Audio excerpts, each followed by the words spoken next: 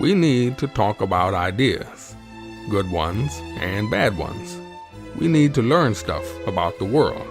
We need an honest, intelligent, thought-provoking, and entertaining review of what the hell happened on this planet in the last 7 days.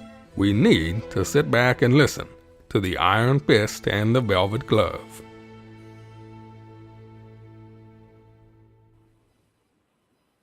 Yes, the Iron Fist and the Velvet Glove, episode 498. Oh, hang on a second. What's that doing? Try and get rid of that background sound. Yeah, there we go. That's gone. Yes, I'm Trevor, a.k.a. the Iron Fist. Joining me from regional Queensland, none other than Scott the Velvet Glove. G'day, Trevor. Scott, how are G'day, you? listeners. I'm really well, thank you. And yourself? Good. It sounds like ages, Scott, since we conversed. It has been a little bit of time, hasn't it? Yeah. Not much has gone on in the world, but we'll catch up with it. Scott, episode 498, it just seems like yesterday that it was episode 1 or 10 years ago, whatever it was, coming up to. Actually, it does feel like 10 years. It has been a bloody long time that we've been doing it for, yeah. I'd like to say it feels like yesterday, but actually it does feel like 10 years, I have to say. Yeah, it does feel like a hell of a lot has happened over this last decade. And I suppose it's nothing for us to laugh about or anything else. It's just that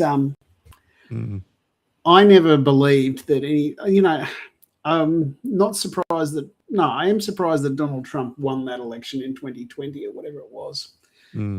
I am very surprised by the speed at which he implemented the Project 2025, and I honestly believe that the Americans, either they're too stupid or they just didn't understand what the hell was going to happen. But that Project 2025 told them what to expect, and yet they didn't believe it. And as a result, I don't have a hell of a lot of sympathy for the average American anymore, because they were warned about what was coming and they chose just to keep going with it. Do you have any desire to go to America as a tourist at all, Scott? Oh, I have been before and I did like it, and there are other parts of the country I would like to go see.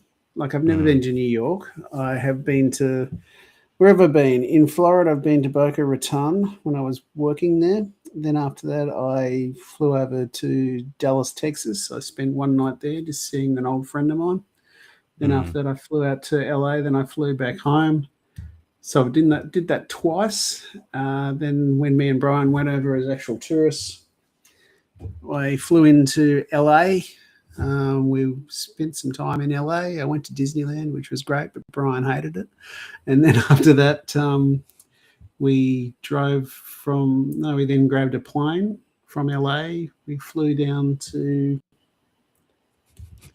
what's it called? Okay. I don't need the full itinerary. It's okay. Fair enough. I was just curious whether you'd.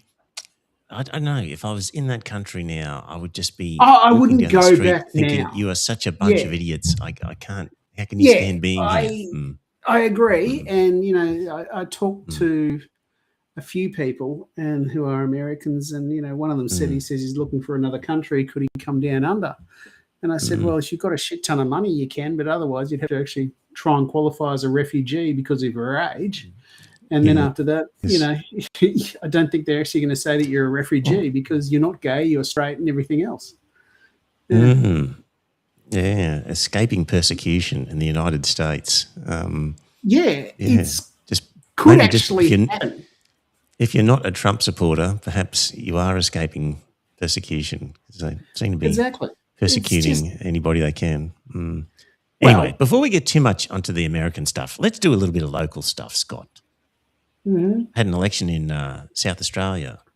Yeah, and that was very bad news for the Liberal Party, wasn't it? It was, wasn't it?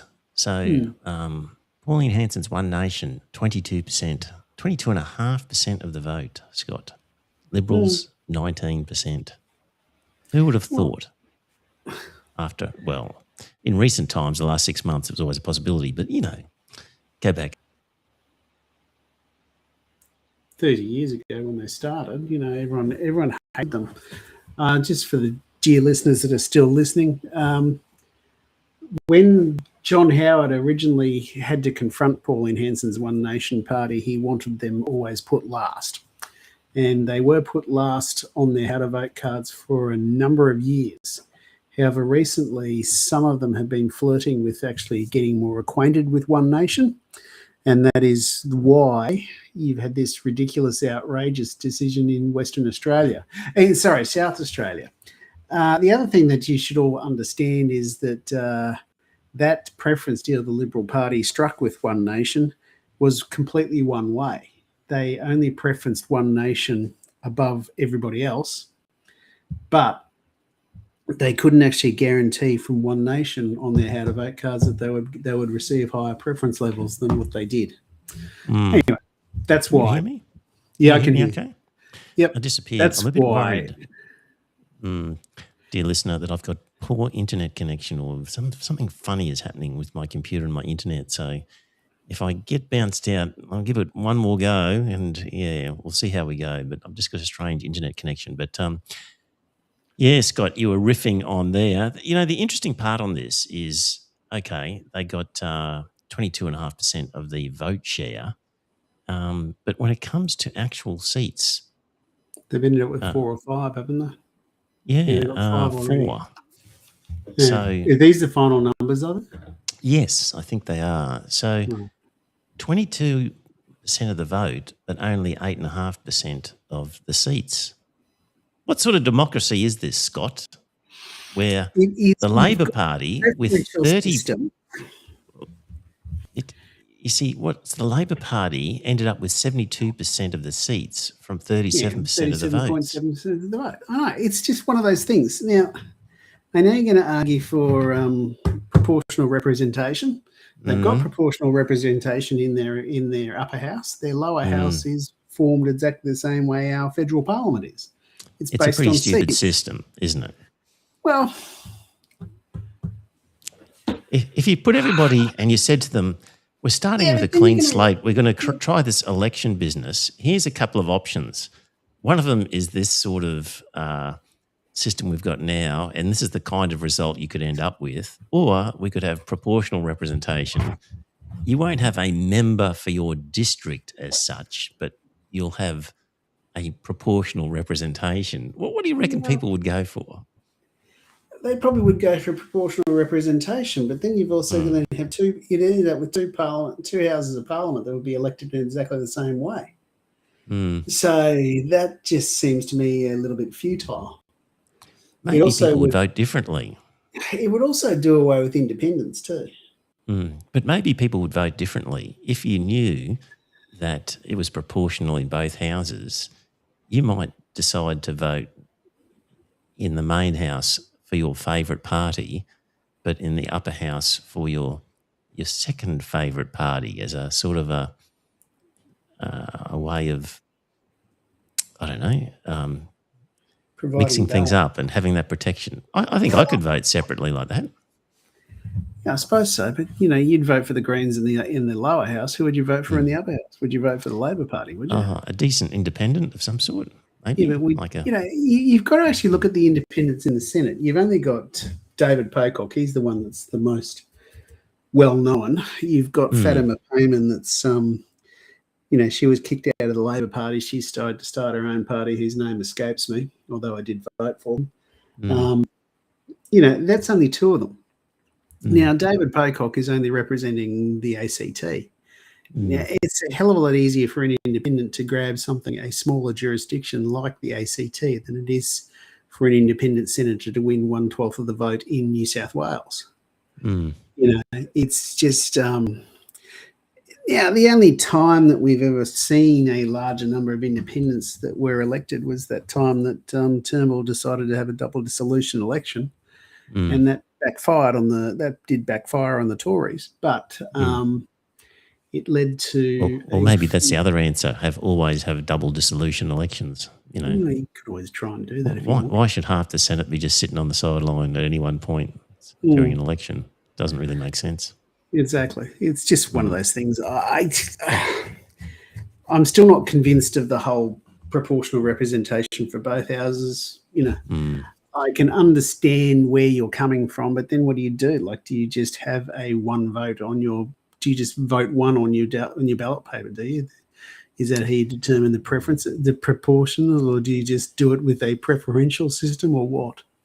Well, I'm sure we could work out something that would be better than the current one, because as much as I hate One Nation, just the fact that they had such a significant proportion of the vote, but ended up with a significantly less in terms of proportion in power, it just That's systematic. just seems unfair. The position that has been taken by it is working because you're keeping them on the outside. You know, now the Greens didn't end up with any. They didn't end up with any members in the parliament, did they? They've ended up with No, a 10% of the vote, nothing. Yep. Yeah, I know. It's just one of those things. Now, I refuse to accept anything that Pauline Hanson says. Now, she's actually out there trying to get proportional representation up because she realises that that's her only chance of getting members in the House of Representatives. Self-interest for Pauline. Exactly, that's exactly what she's trying to do. Now, what she would, if she, but sometimes if she was self-interest successful, can be picked. just let me finish this thought before I go on to that.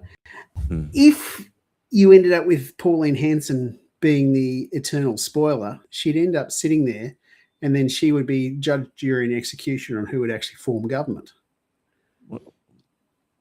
If she ended up with 20% of the vote, now that's what was the numbers again? It was 10% for Greens, was it? The actual votes or the seats? The actual percentage of votes. Percentage of votes. Yep. It was 19% for the Greens, wasn't it? Yeah, 10%. That's the actual votes. Yeah, so it was 10% for the Greens, 22.5% of Pauline Hanson. Now, if you actually did that, the Greens and the Labor Party would probably just scrape through. But what's that? 22.5 plus 19. Well, if you had the Greens aligning with Labor, you would have 47%. 41%.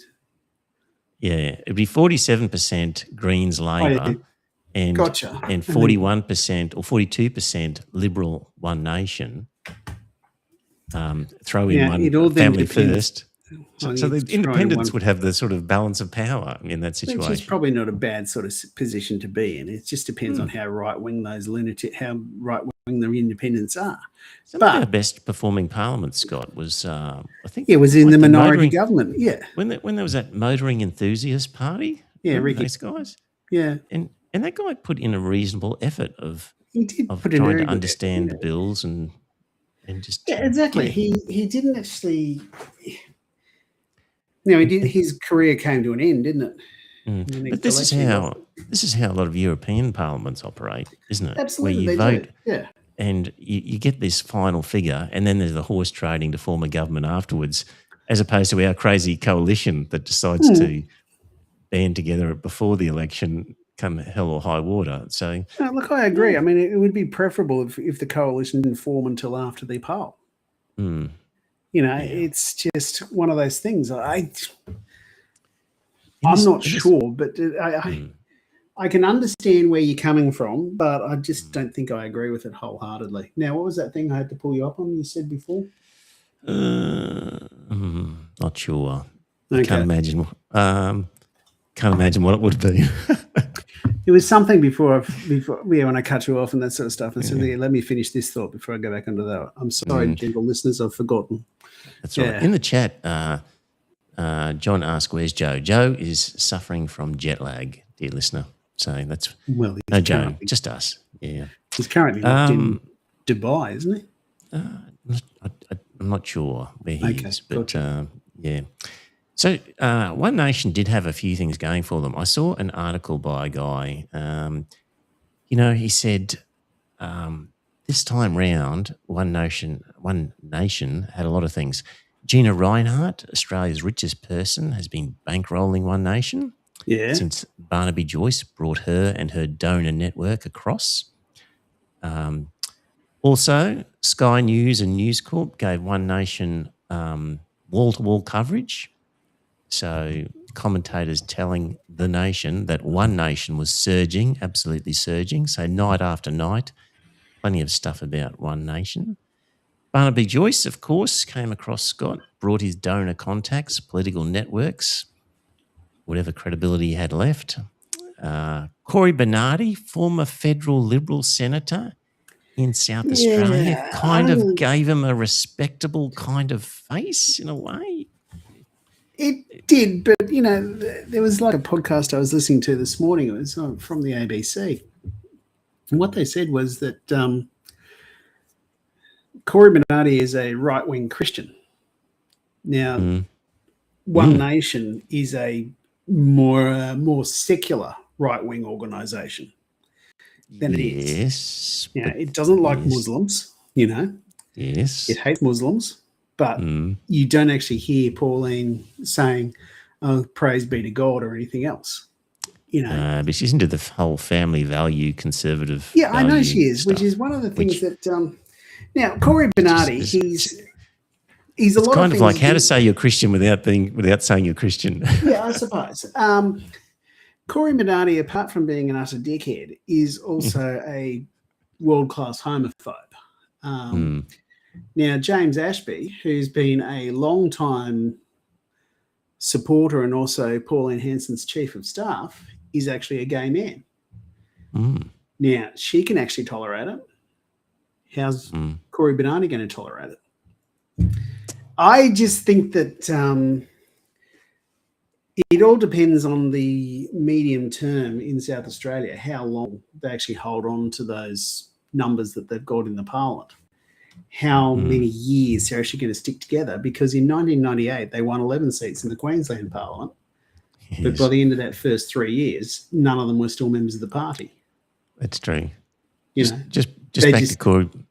back to Cory Bernardi. He once linked marriage equality to bestiality, and stood by those comments during this very campaign, saying he would not retract a single word. So there is that.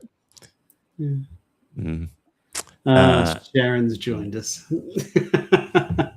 Hello, Sharon. How are you? This is my friend Sharon. in Wales. Yeah, she said, yes. Hi, Scott. Looks like politics is so much a shit show as it is here in the UK. Yeah, well, I think that Nigel Farage would be scaring the shit out of Sharon right now. And, Keir Starmer hasn't really set the world on fire, Anyway, Sharon can always yell at me if I got it wrong, but I think to myself that he's been very uninspiring. That's just the opinion of a upstart colonial, Sharon. I'll just keep going, finishing with this advantages that Pauline Hanson had. Social media bots reports indicated a massive coordinated social media campaign flooding Facebook, where disaffected voters were served a relentless diet of outrage and misinformation. I must say, Scott, as I travel this wide brown land on the coast here at Coolangatta, you do get boomers who are full of outrage. Yeah, I like stoking They're not that. a very happy generation, are they? Like, these are the people that were out there with flower power and, putting flowers in their hair and, taking whatever they could. But they seem to have lost that edge. They seem to have just become a very angry group of people. She's picked up the Cooker base, the remnants of anti-vax, QAnon, COVID conspiracy. She's got all that. And, of course, they fielded candidates in all 47 lower house seats, Scott, which is a enormous logistical and financial commitment that would be impossible without serious money behind the operation. So a fair bit of firepower and things going for Pauline Hanson's One Nation in that last one. And, of course, the seats they picked up were all either Liberal seats or held by people who used to be Liberals who defected from the Liberals. So they're kind of Liberal seats in that sense anyway. So, and basically Liberals went from 35.7% down to roughly 19%. So a complete collapse for the Liberals. And Labor, the incumbents, expanded their majority. I don't think the Labor Party should be patting themselves on the back with only 37% of the vote. Correct. Yeah. It's also the other thing too is One Nation is starting to nip at both parties' heels. Like the Liberals are obviously in greater danger of One Nation, but where One Nation were doing well in Adelaide was up in those, what the Yanks call the Rust Belt, where, you used to have the Holden factory and that sort of thing. They seem to be making inroads into those disaffected working class voters. Now, I'm not sure that they're actually going to be able to remove the rusted on Labor voters in South Australia as easily as they have or appear to have, but it could well end up being a disaster for the Labor Party. Well, we shall see. Yeah, Certainly exactly. We're just going to wait and see. The final seat numbers really distorts the actual voting. So you've always got to keep an eye on that while it was a crushing victory for Labor in terms of number of seats, it still is in the low 30s for their actual votes. In the high 40s. It was in the high 30s. But, once upon a time, to actually win a general election, you need to have a primary vote in the 40s. Now we're talking about getting primary votes in the 30s and still winning. What was it? 37%, yes. Yeah. So anyway, just following patterns from around the world, Scott, where I see Sharon's talking about you were talking about Farage and what's the other one? What are they called over there? Reform. Reform, yeah. So Reform's going, getting support over there. One Nation getting support here.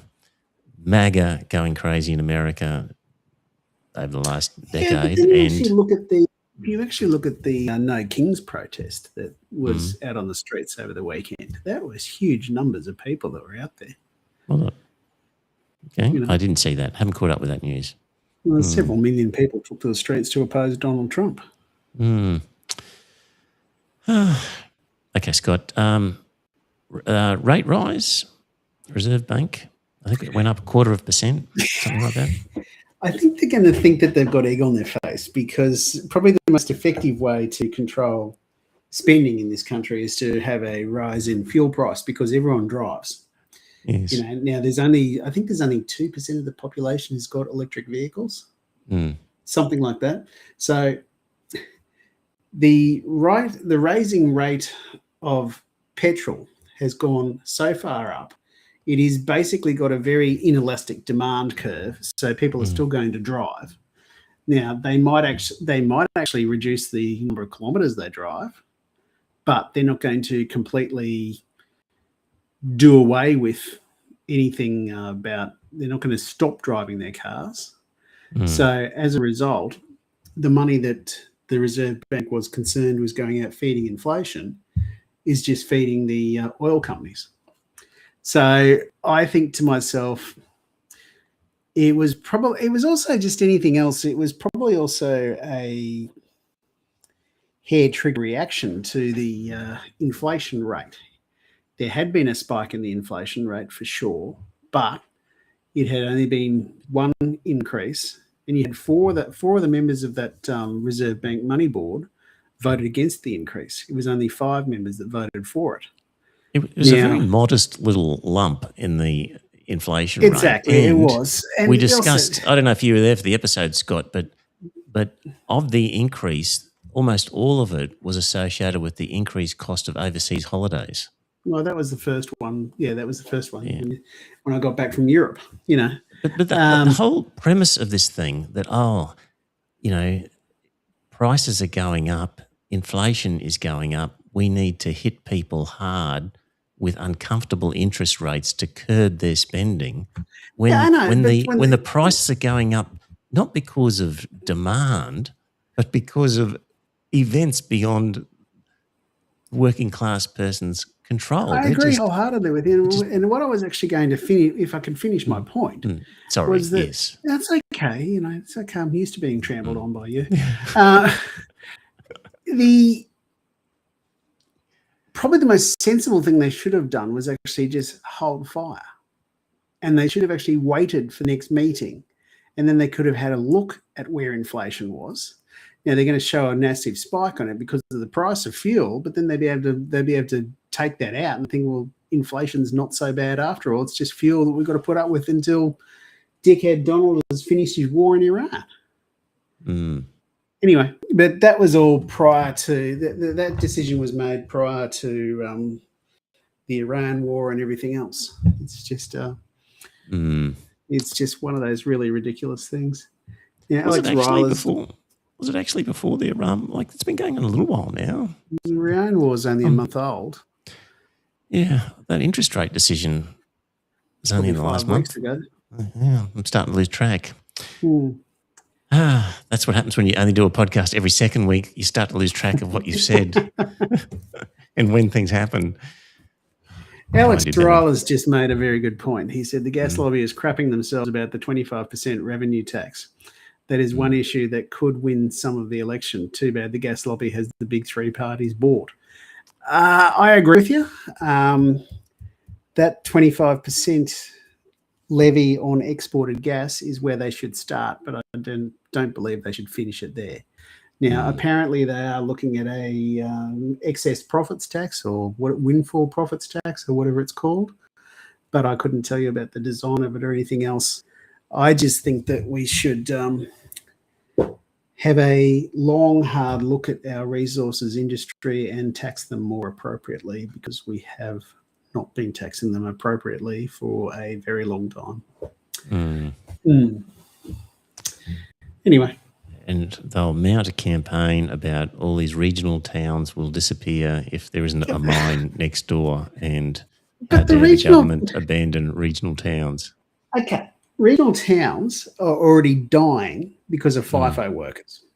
Now, Moranbah still exists, and the price of renting a place out there has gone through the roof. But I would suggest that more than half of those guys that do drive out to those mines, they're on FIFO working. You know, they probably drive out there once a week and then they come back into town for the rest of the week.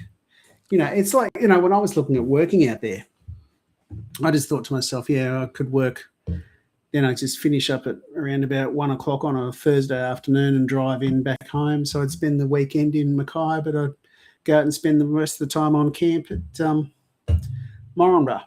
Anyway, I just think to myself that any sort of rational look at it would actually, you'd have to conclude that the regional towns are dying anyway, and probably the quickest death was FIFO workers. You know, the other thing is, like, these mines can still operate and make money. They just have to pay more tax, and exactly, in many cases still profitable. Yeah, exactly. It's just one of those things. Like, tax is only a percentage of the percentage of the profits they make. Now, Norway taxes their mining companies 78% of their money. Have they actually packed up and left Norway? No, because they can't take the oil with them. And when it's an offshore oil rig, then there's really not a town. When it's an offshore oil rig or an offshore gas supply, you know, there's a lot of stuff that's just not involving a regional town anyway. So exactly, and it's just thinking to myself that as a species, at some point we have got to stop digging up petrified forests and burning them. You know, because that is just adding to climate change and everything else. And you know, there's talk of the Greenland. I realise I'm rambling, but there's the talk of the Greenland ice sheet, and that is accelerating the rapid rate that it is melting. If it melts completely, then you're talking about raising the sea levels by at least 1 metre. You know, which is going to completely inundate. Oh God, what's the name of the country that we've just signed that deal with to bring them over here? No, can't remember. Yeah, it's one of those low-lying Pacific nations. Tuvalu or something like that. Tuvalu, yeah, Tuvalu. Now, Tuvalu will just disappear under the water if it goes up that high. Anyway, yeah.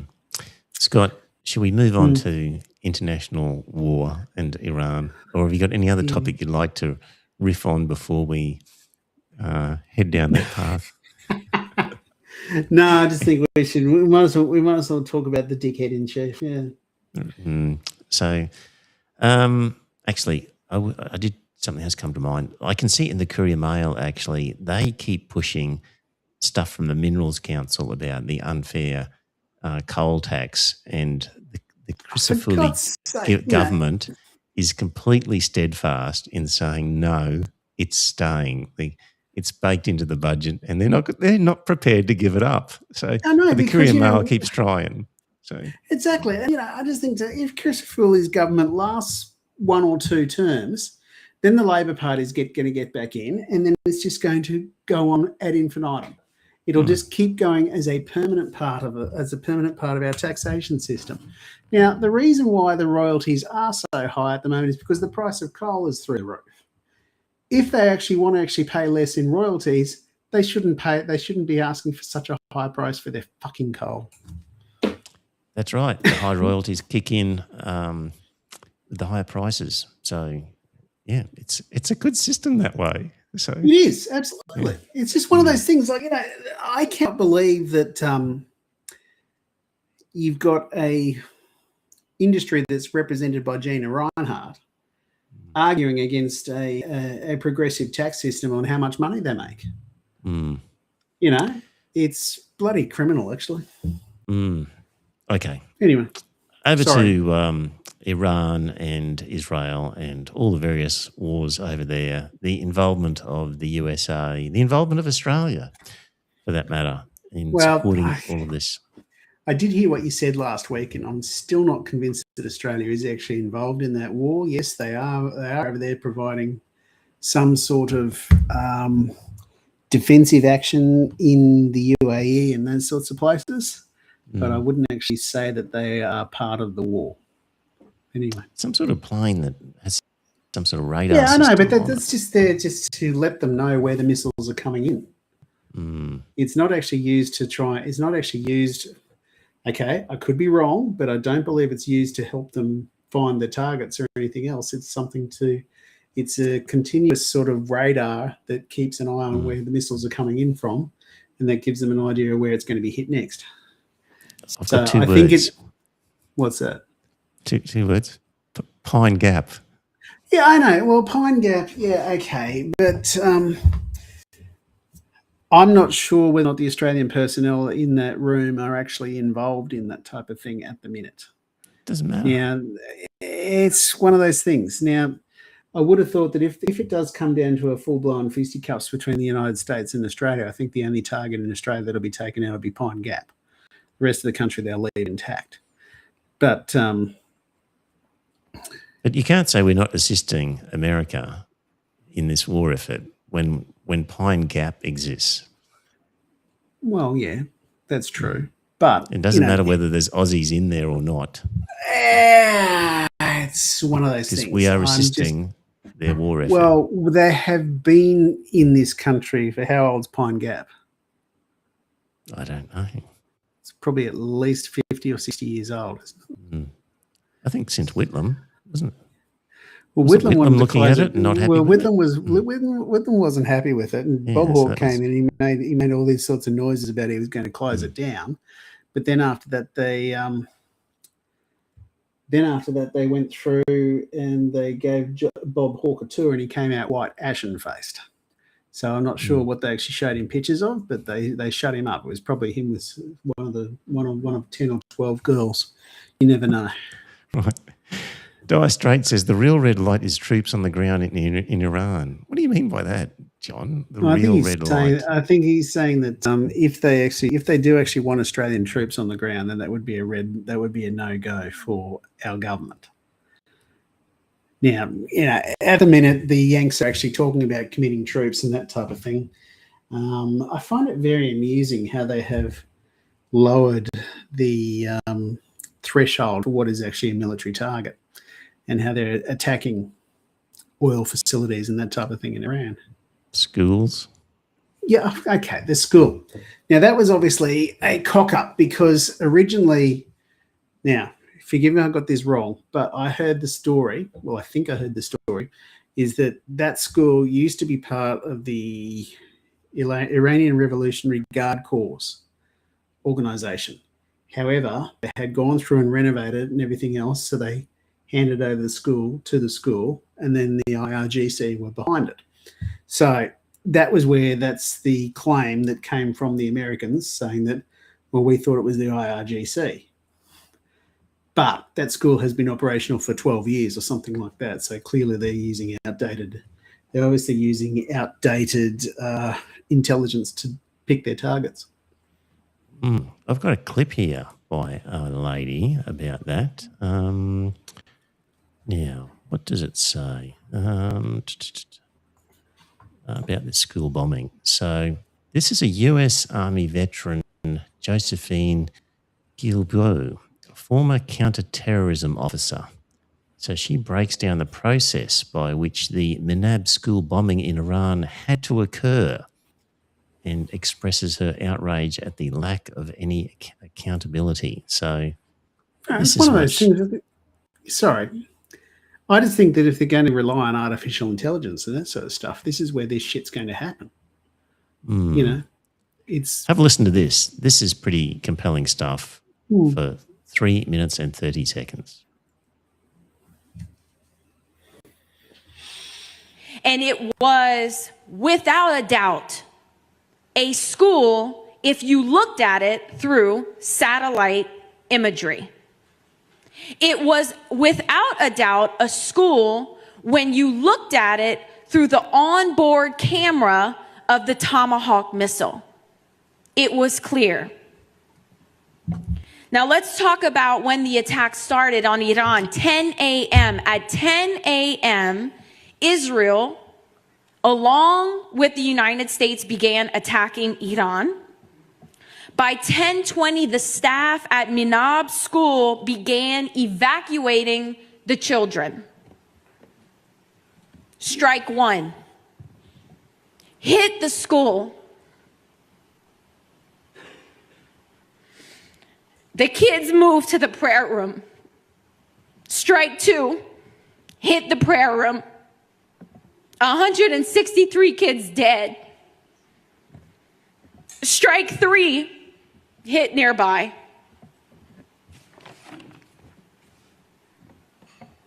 Multiple sources, including intelligence reports, regional sources, and U.S. officials are required to confirm a target for the U.S. Navy and military operations to ensure accuracy and reduce errors. This is how it works. This is how it worked that day. NBC News reports USS Sprunitz, a guided missile destroyer, shot the Tomahawk. Commander Leigh R. Tate, Executive Officer Jeffrey E. York, commanded USS Sprunitz, who shot a Tomahawk and killed 165 little girls.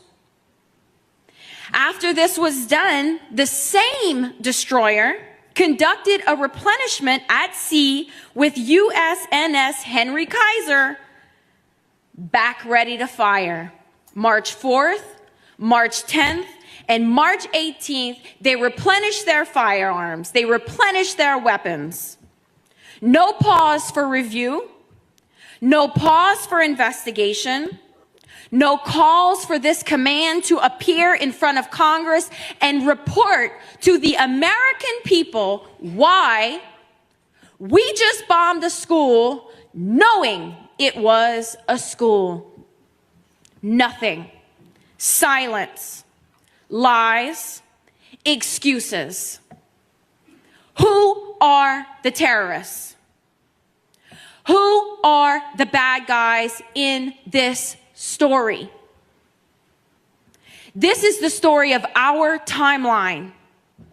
By our own definition of terrorism, and I can say this as a former counter-terrorist officer, we are the terrorists. We are the bad. Oh, I think she's right. You know, I obviously they hadn't checked their targets before they actually chose to launch the attack. because she said that you could tell that it was a school. Well, they did, and they wanted to shoot a school.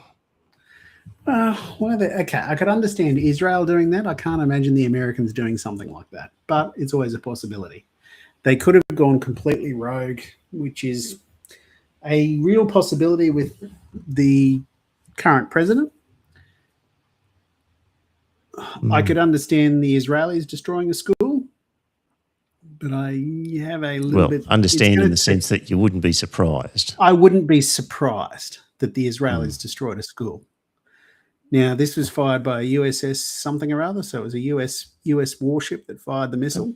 I mean, she makes a good point that they were just rearmed and started firing more missiles even after this event, when anybody with any shame or care would go, hang on a minute, we just blew up a school with 165 kids. This group here, at least, have to stop sending bombs because, gee, we wouldn't want that to happen, would we? But it's all intentional, Scott.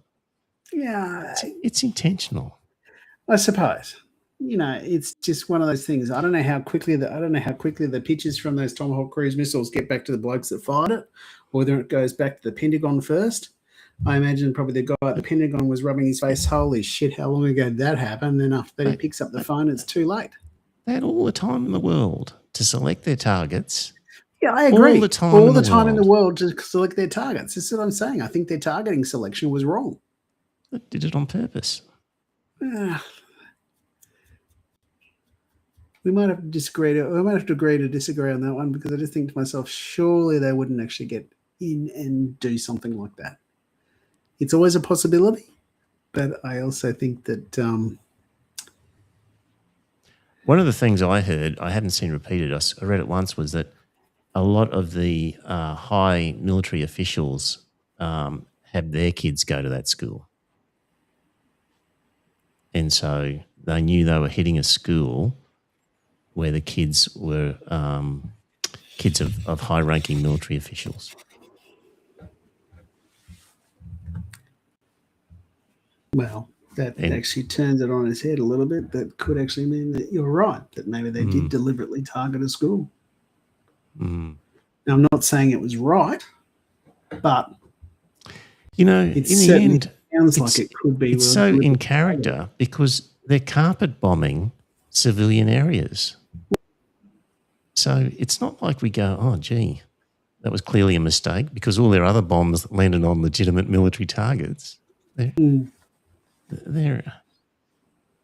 the chat room. Alison, I have no doubt they knew it was a school, and Dire Straits, I agree, Alison, they knew. If you're in the chat room, let us know. There's 6 of you there. Well, we're the bad guys. Yeah, I know. We're back to bad guys anyway. Well, we appear to be back to bad guys. It's just, although, you know, Albanese today was out there and he said that, I can't remember exactly what he said, but he said in response to Donald Trump being very disappointed with Australia, he said, well, the United States didn't give us any warning this war was coming, and yet you want us to commit forces to a dangerous mission without any warning. So we're going to drop everything we're doing down here and send them over there to be at your beck and call? I don't think so. It's just one of those things. I think that Andrew Hastie might have actually scared the shit out of him, because Andrew Hastie actually did make some valid points where he really did attack Donald Trump. And he didn't actually hold back. He did actually make some very valid points on that. So I could understand that that's probably where Anthony Albanese's newfound spine has come from. I mean, the United States bombs a school, 165 little girls, and in the mainstream media here in Australia, zip. We don't get Nothing. Our screens and newspapers, legitimate press, should have been wall to wall with statements like what that woman just did now. But no, just completely whitewashed. The ABC did mention something about it, but they didn't actually make a big deal about it. I think the SBS probably is I think SBS has still got better international coverage than the ABC. John Menadue does a very good job too, and Crikey also.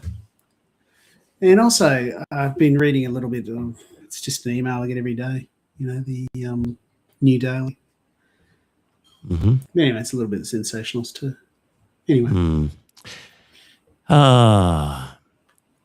You said before that you would not, you said you could understand if it was Israel, but what you really was saying was you would not be surprised. I would not be surprised if it was Israel, because Israel deliberately targeted schools and hospitals in Gaza.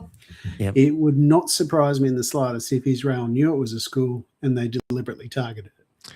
Well, sorry, go on. I've been accused of interrupting you in this podcast, Scott. Okay. I'm trying not to. I find it hard to believe that the Yanks had gone that far that they would actually deliberately target a school, but the evidence is mounting up that it was actually deliberately targeted. Anyway, do go on. The Israeli government, the Zionists, they target journalists. They target medico people. They do this double tap stuff so that they'll bomb a place, wait a suitable time for medical and rescue teams to get there, and then bomb it again to pick up all those people. They target ambulances. Hospitals are targeted. Children are tortured.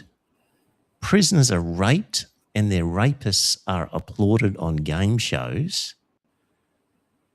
While all this is going on, Scott, they're going nuts against Lebanon. In the last 4 weeks only, Israel killed over 1,000 Lebanese citizens. Like they're taking this opportunity while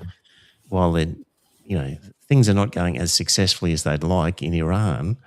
They're doubling down on Lebanon and on the West Bank, Scott. Like those settlers are going nuts on the West Bank in terms of killing. Yeah, I know. There have been reports coming out that Israel is behaving very badly in Lebanon, and the West Bank, and the West Bank in particular, because they've just got these. I wouldn't even call them militia, but they've just got civilians that are armed. They're going out shooting dozens of people at a time. It's a sick and poisoned society they've got over there. And absolutely. The horrors that are being committed, and those people sort of go back into civilian life. What sort of people can they be after doing what they've been doing? They become utter pricks, don't they? Here's what have I got? This lady here. She's US journalist Abby Martin about the Israeli society. Just what she has to say. Israeli society has gone full fucking fascist. It's like Berlin 1930. I would say they're not indoctrinated in the sense of, let's say, North Korea. They know exactly what's going on. They have more honest media than the US. They see exactly what they're doing. They see the footage. They know the kids are starving. They agree with it. And this is overwhelmingly displayed. This is not just anecdotal through my man on the street interviews when I was in Israel, which I was floored by in a period of relative calm. I mean, it's never relative calm for Palestinians, obviously, but this was in Jerusalem in a place called Tolerance Square, right in front of Zara, And I'm talking to people from all walks of life. Every single person espoused genocidal rhetoric. Kill them all. Bomb them all, drop a big nuke, expel them. We don't want them here. I was floored. I couldn't wrap my mind around it because until then I'd been kind of placated by politicians and media that the two-state solution was possible, right? I didn't really realize the impossibility of that until I was there and saw there is no more West Bank. And Israeli society has gone full fucking fascist. It's like Berlin 1930. I mean, it really was horrific. I felt like I couldn't spend a dime and I felt like I had to take a shower. I was so repulsed by the casual genocidal nature. I've never experienced anything like that. Arabs make a piguim and we need to kill Arabs. I don't think there's any answer to it. Really? There's only one way to, I would carpet bomb them. You would carpet bomb them? It's And we've seen in polls, Scott, that, when polled on attitudes, it's a terrible 70, 80% holding horrific views. I mean, there will be some people who disagree, of course, with their government, and this isn't a religious thing. This isn't about being Jewish or not. This is Zionism and the Israeli ethnic cleansing project that they've got going on. So it's a sick society that has developed under, a series of prime ministers who, Netanyahu is just one of them, and representing a society that wants that sort of leader there.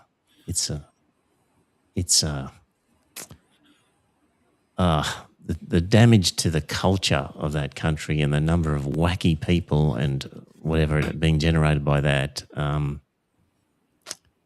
boy. It's bloody criminal. And that's probably the softest words I can actually say, because it is, and those last two people saying we've got to kill all the Arabs, and then the guy saying, I just carpet bomb them. Like, he has no clue what carpet bombing actually means. Maybe he does. Yeah, he's never actually been on the receiving end of carpet bombing, has he? No, but if you actually want a race of people to disappear and you're intelligent and you know what a carpet bombing does, you know what this does. They just don't see these people as human beings. Yeah, I suppose. They see them as less than human. If you're not worried enough about the sickness of the society over there that's been created, here's Canadian doctor Ben Thompson telling the story of a doctor in Gaza. In March, when I was in Gaza, I met a patient who was a physician. He had been working in the hospital when the Israeli military initially bombarded the hospital. Then they entered the hospital, instructed all the patients and the staff to leave. My patient insisted that he needed to stay behind to care for his patients, many of whom couldn't leave. He was then told to strip naked at gunpoint, then held at gunpoint for hours and, in fact, for 2 entire days.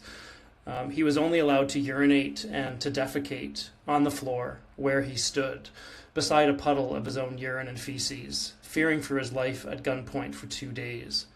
He wasn't allowed to access his medications, including his own insulin, to treat his diabetes. Eventually, the Israeli military instructed him to care for his patients, who remained there, some of them, but they didn't allow him to dress before they did this, and they laughed because all of his patients were children. I saw him because he developed a terrible heel ulcer from standing at gunpoint for days, then migrating south to Rafah. This man was so traumatized, I honestly can't imagine him ever practicing medicine again. I am an eyewitness, Gaza. Israel is committing genocide, while our leaders remain impotent to act in any meaningful way. We demand an immediate lifting of the blockade of humanitarian aid, an immediate 2-way arms embargo, compliance with the decisions of the International Court of Justice. This must be immediate. The children of Gaza depend on it. Justin Trudeau, Melanie Joly, your inaction. Well, Scott, these people are either lying or telling the truth. And I think if they're lying, there's a lot of people with a lot of backup supporting what they're saying. It all seems to be very, very true. Exactly. And it's all very true what they're saying. And it's all from... we are supporting. Well, I don't think we're actually supporting Israel. It's just that... we just had... We had that president over here. Now, that was a huge own goal by the Prime Minister, inviting that dickhead over here.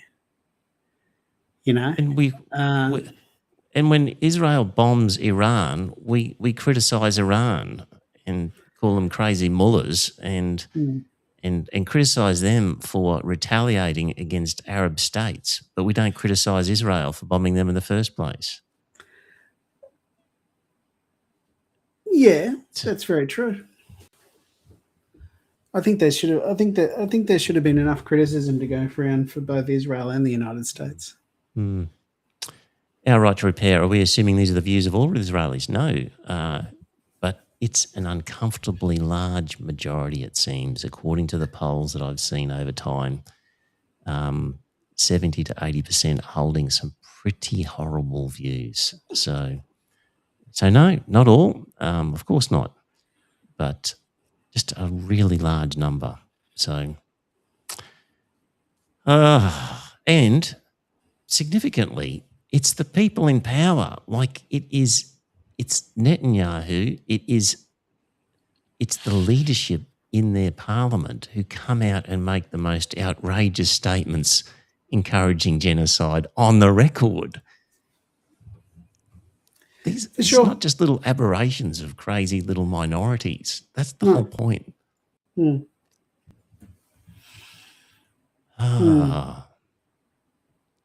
going on in front of us. Well, it's going on, and yeah.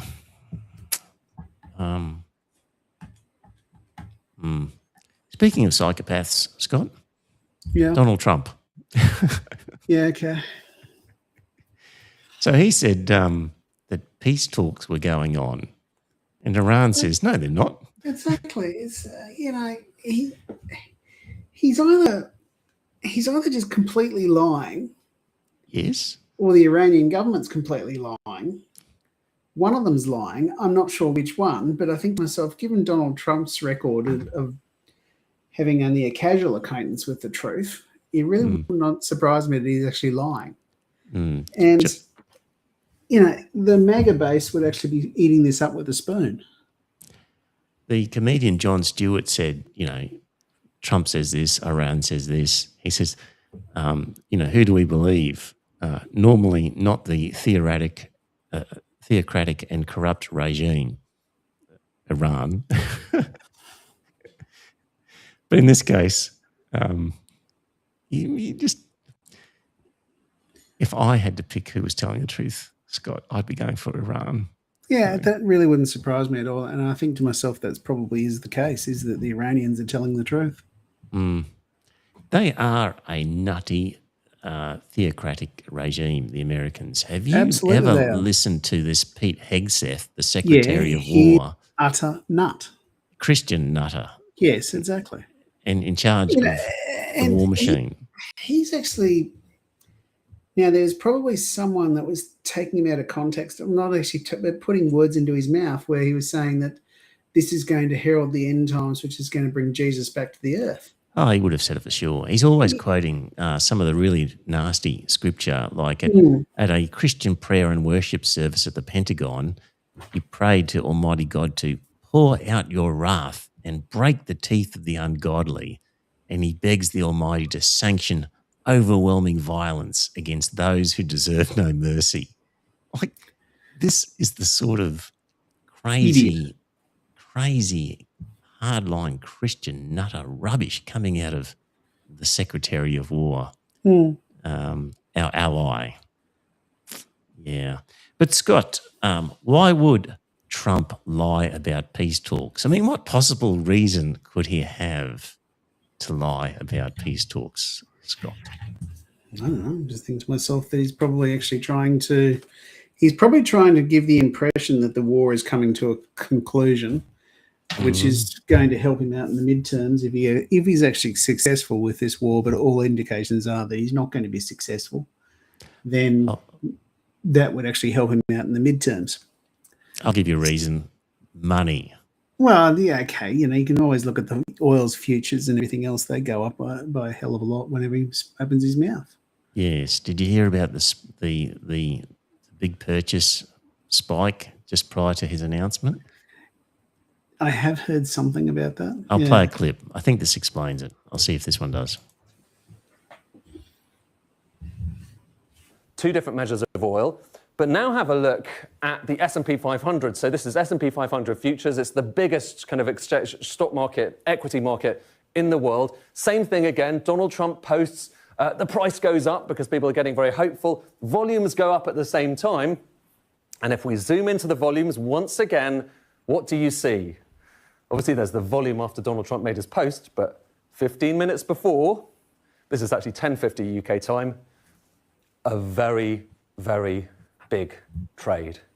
As I say, life-changing amounts of money, hundreds of millions of dollars were potentially made in those moments in this curious trade that seemed to come out of nowhere, leaving a lot of people wondering, was this just luck? Or did someone actually know what the president was about to say? What do you reckon, Scott?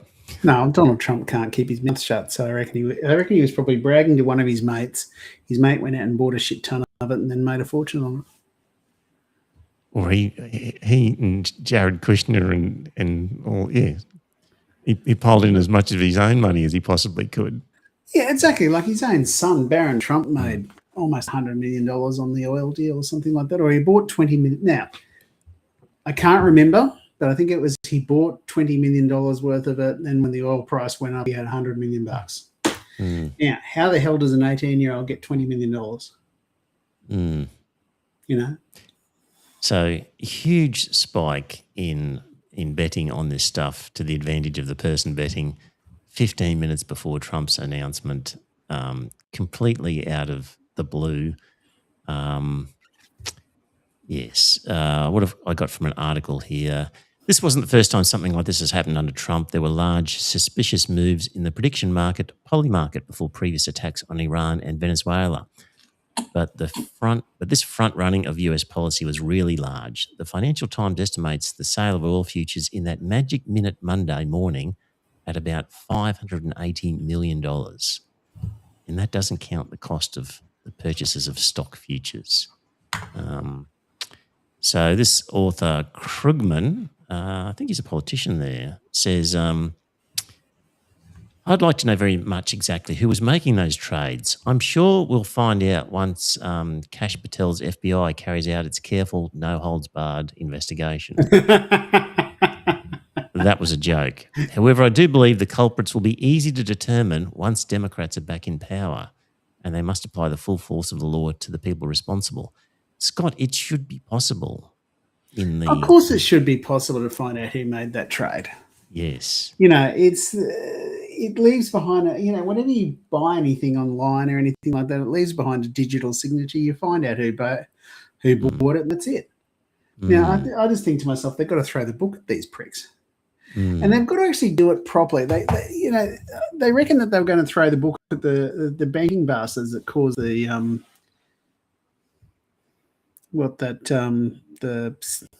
that caused the crash and everything else with the subprime mortgages. Right. They didn't actually throw the book at them. They got them all. None of them were prosecuted or anything else. The Glass-Steagall Act wasn't reinstated or anything else. It's just, there were some good things that were done under the neoliberal experiment. However, I think it has gone too far. Hey, did you remember the story about how the Iranians sent a ballistic missile way out beyond the Middle East and into a remote Indian Ocean island? Diego Garcia or something like that? Do you remember that story? I did hear that story, but I didn't actually. What was the punchline with it? Well, the punchline was, it's amazing the capabilities of the Iranians. They can strike at a target that's so far away. Potentially, they could strike at somewhere like, England. Yeah, exactly. Europe is well within in their strike range right now. Yep. Now it's just. Well, it turns out that there wasn't any proof that Iran actually sent such a missile. Oh, really? And Iran denies ever sending something like this.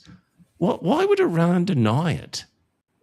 If it was meant to prove their capacity to hit long-range targets, why would they fire it and then deny it?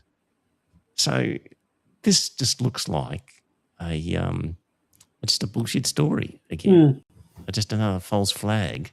It's one of those things. I think to scare people, Scott, who thought they were out of range, and say, "Oh, you guys are in danger now. You should join this effort." I would thought that if they join the effort, that's going to just lead. That's going to mean their capitals are going to go up the list of those countries, of those places that would be targets. What it means is those places will join the effort and more bombs will be lobbed. And, if from Israel's point of view, they would want the rest of Europe joining in on this war. Yeah, I know they would, but I don't think they're going to get that, because if they actually believe the story that the Iranians fired a missile that far away, then if they think to themselves, well, we'll be targets if we join this attack.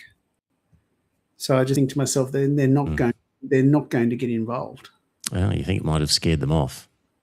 I don't even think they need to be scared off in Europe, because one, they don't like Donald Trump, and two, they also think to themselves that they can do much better by staying out of the war. Yeah. Anyway, it was a story that was doing the rounds, and it does seem as though it's a BS story. And yeah. So, Scott, 8:38. We must be near your bedtime. It's past my bedtime, actually. Yeah.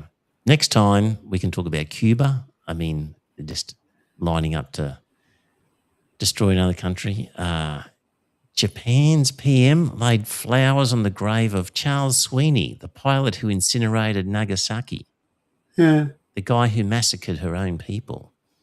I understand that. I'm not sure what she was trying to do there, whether or not she was trying to placate Trump or anything like that, because that offensive joke that bastard made about saying, well, why did the Japanese tell us about Pearl Harbor, for Christ's sake?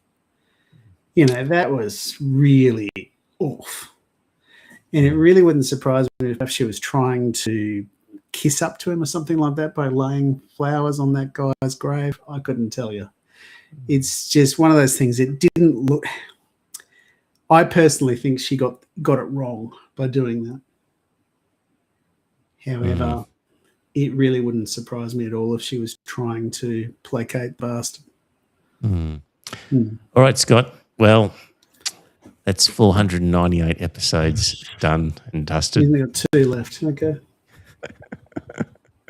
Don't know how many I've got left. At least 2. We might have a long break at 500 people. We might just pull the pin on it at 500 for a little while until we decide if we really want to keep going with it. Could do. It's